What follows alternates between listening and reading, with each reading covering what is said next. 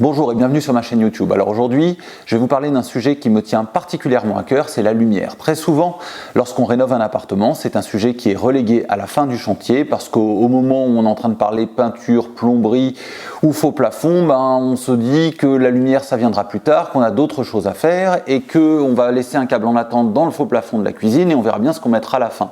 Sauf que c'est le meilleur moyen de se planter puisque à la fin, le faux plafond est trop petit, le spot qu'on adore n'est pas disponible, il ne rentre pas dans le faux plafond, le transfo est trop gros, le câble est trop court, on ne peut pas varier, on n'a pas branché ça comme il fallait, on traverse la pièce dans le noir et on allume de l'autre côté du salon. Voilà, donc aujourd'hui 10 conseils, 10 simples conseils lorsque vous réfléchissez à la lumière dans la rénovation de votre appartement. On y va, conseil numéro 1.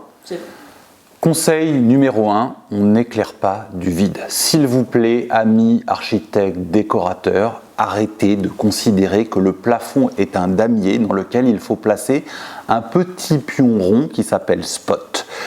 Voilà, trop souvent, on arrive dans des cuisines et puis comme on a peur de se retrouver dans le noir et de mal faire, on va découper le plafond de manière très symétrique et puis on va mettre 3 spots dans le sens de la largeur, 4 spots dans le sens de la longueur, comme ça c'est sûr qu'on sera éclairé partout. S'il vous plaît, ne faites pas cette erreur. Un principe de base en lighting design, c'est qu'on éclaire une surface. Ça veut dire qu'on éclaire un mur, on éclaire une table, on éclaire un plan de travail, un bureau, une petite commode. Bref, on éclaire une surface et c'est donc par rapport à ce que l'on veut éclairer que l'on va positionner ces spots. Même si c'est un passage et qu'effectivement un passage on pourrait considérer qu'on éclaire un peu de vie, non, le passage on va éclairer le sol parce que c'est un passage qui est important. Donc règle numéro 1, on éclaire une surface. Règle numéro 2, on découpe les circuits. Lorsque vous passez un câble et que vous mettez 12 spots sur le même câble, pour moi c'est un seul circuit. Ça veut dire que quand vous allez allumer votre lumière, vous allez avoir les 12 spots qui s'allument en même temps. Si vous voulez changer ça, on vient avec le marteau, le burin et on refait tout. Après avoir fait des mois de travaux parfois pour avoir un bel intérieur, c'est un peu dommage. Donc ce qu'il faut, c'est réfléchir en amont au découpage des circuits et faire en sorte que, en découpant et en câblant de manière un petit peu plus intelligente, on soit capable de créer des ambiances. En allumant par exemple les 2 spots qui sont au-dessus de la crédence sur un bouton et le bandeau de LED qui éclaire une autre partie de la pièce, soit sur un autre circuit. Donc s'il vous plaît, pensez à découper vos circuits. Je me suis déjà retrouvé dans des situations où on avait un client qui avait 12 tableaux à éclairer et il se rendait compte après coup que finalement certains tableaux nécessitaient plus d'intensité lumineuse que d'autres, mais comme les 12 tableaux étaient sur le même câble, sur le même circuit, c'était impossible. Donc, conseil numéro 2, découper les circuits. Conseil numéro 3, avant d'aller choisir un éclairage, avant de se poser la question de où il va, pensez déjà à la fonction de chaque pièce. Bien évidemment, on a envie de mettre de la lumière partout parce qu'on a peur de se retrouver dans le noir. Et malheureusement, c'est ce qui va un peu casser l'ambiance d'une pièce.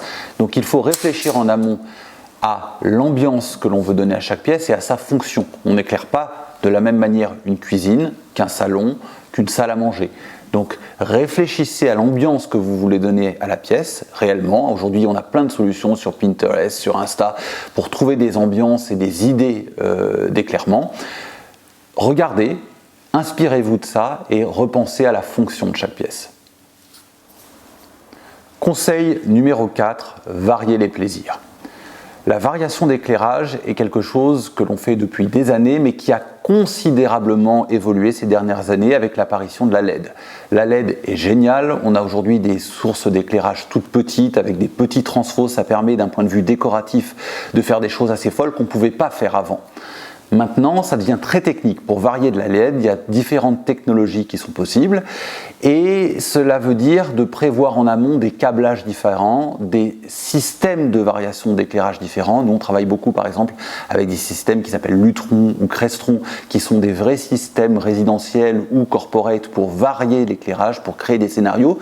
Mais même sans aller sur ce genre de système très poussé, si vous voulez juste varier le bandeau de LED de la corniche lumineuse que vous avez fait dans le salon, il faut y penser en amont pour prévoir les bons variateurs pour pas que ça scintille, que vous ayez des effets pervers sur la lumière. Donc voilà, penser à la variation, c'est un vrai confort, mais pensez aussi que ça nécessite une réflexion dès le début parce que les câblages sont différents, les transfos sont différents et varier de l'éclairage aujourd'hui avec la LED n'est pas si simple. Conseil numéro 5, le choix des spots. Alors autant je suis incapable de vous conseiller pour choisir une applique ou un lustre puisque tous ces luminaires décoratifs sont finalement une affaire de goût et comme vous le savez, chacun a ses goûts et si vous le trouvez beau, c'est que c'est beau.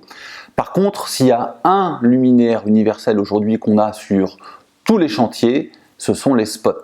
Alors, ça paraît assez évident, mais on a des spots qui vont de 12 € à 400, 500, 800 €.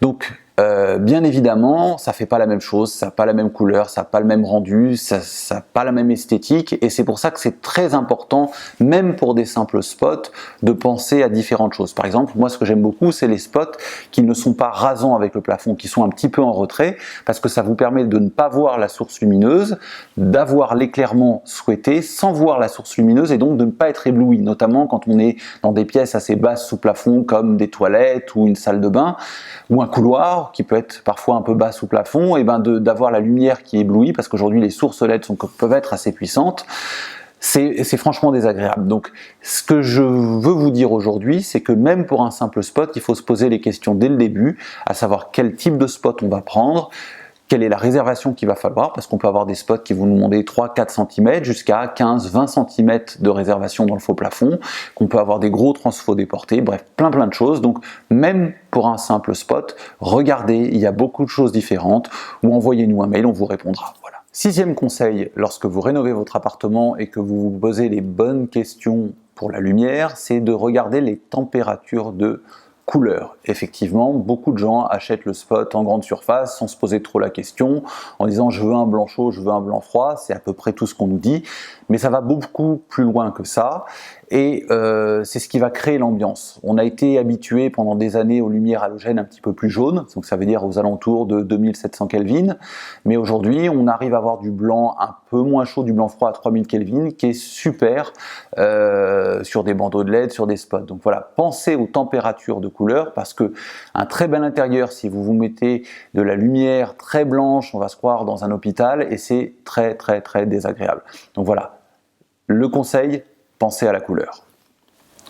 Alors de la même manière que vous avez peut-être pris l'habitude de regarder derrière la boîte de cornflakes pour voir ce qu'il y a à l'intérieur, il faut faire à peu près la même chose lorsque vous achetez du luminaire ou une ampoule. Il y a un élément très important qui est écrit dessus, ça s'appelle le CRI, C-R-I, en anglais Color Rendering Index, en français l'indice de rendu des couleurs, qui est gradué de 0 à 100, sachant que 100 c'est la lumière naturelle du soleil qui vous donne la vraie couleur des choses.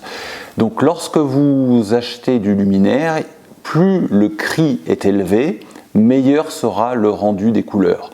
Aujourd'hui, on trouve vraiment de tout sur le marché, mais lorsque l'on achète du luminaire avec un CRI de 90, on est dans du très bon luminaire. Voilà. Donc regardez, faites attention à ça. Les grandes marques de luminaires ont tous des CRI assez élevés. Comparez ça par rapport à de l'ampoule entrée de gamme, vous verrez la différence et ça a un réel impact sur votre choix de luminaire. Conseil numéro 8, les transfos. Effectivement, on est tous super séduits par la toute petite LED, le tout petit point lumineux, super discret, hyper design qu'on va pouvoir mettre au-dessus de la vasque de la salle de bain.